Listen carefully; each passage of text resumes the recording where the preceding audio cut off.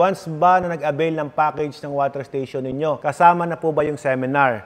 Yes, kasama po ang seminar. Magkaiba po yung seminar para sa water station seminar at seminar para sa DOH, magkaiba yon. Diyan nalilito yung mga ibang mga bumibili dito eh. Akala nila yung seminar is kami yung magkakandak. No, meron po tayong ahensya na talagang requirement po kayo na mag-attend ng 40-hour seminar sa UP. So you have to attend there. Pero we will assist you kung paano sila makokontak. At the same time, bibigyan namin kayo ng contact person para may assist kayo doon sa upcoming seminars na yon. Pero yung seminar dito sa aming kumpanya, we are discussing it bukod dito sa office. May seminar na dito. May seminar pa rin actual doon sa water station nyo. At the same time, may training na rin po yan kung papaano yung proper seminar po yon. Meron po ba kayong machine na pang sariling gamit lang? Halimbawa, pang bahay? Yes, we have! Meron tayong machine na pang bahay. Ayun po yung RO machine o RO filters